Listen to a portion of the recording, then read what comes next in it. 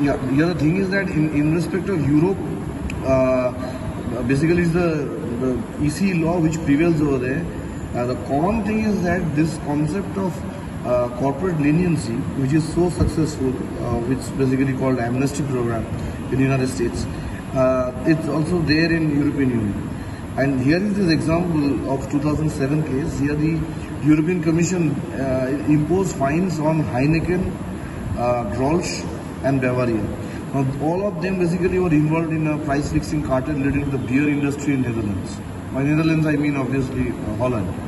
And you can see the amount, it totaled to almost 273.7 million, pounds or euros. Now, in that entire lot, it was only InBev, which is also called Interbrew.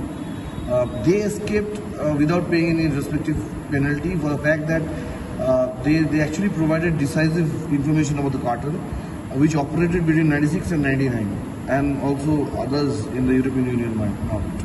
Now the thing is, these respective these companies, when they have came up with this corporate leniency, they have disclosed before the EC Commission what was their existing role in respect of the fixing of the prices leading to the beer. The thing was that they priced it in such a manner, on one hand the price was being increased, on the other hand the price was being created in such a manner that the other competitors who are very less in number, they didn't have any other so-called mechanism whereby these could be balanced or countered. They couldn't counter anything, and it was people who actually consumed these products had consumed with a high amount of money. And the brewers, they control 95% of the Dutch market. You can see for yourself where is the standard of dominance over here, with Heineken claiming half and the other three others 15% each. So Heineken had 50% of the market share, and if I can take up Grolsch, Bavaria, they've gone to 15, and finally it resulted at 95%. Almost, that means the entire beer market was being shared by all these three. Now, Neelie Kroes, she was the commissioner of this European Commission. She said that she was very disappointed that the collusion took place at the very highest boardroom level.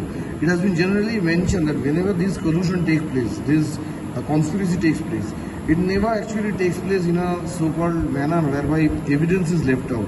Sometimes there are signs being used, sometimes there are questions of some secret language are being used. Here it did happen at the boardroom level, meaning that there was a meeting that was going on. In that meeting only it was being decided that they were going to enter into this price fixing cartel. They'll fix up prices and they will, speak with themselves to see that the common price is being, agreed upon.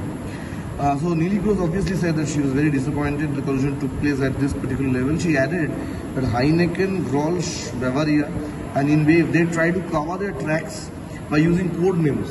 As I mentioned, sometimes people use secret language.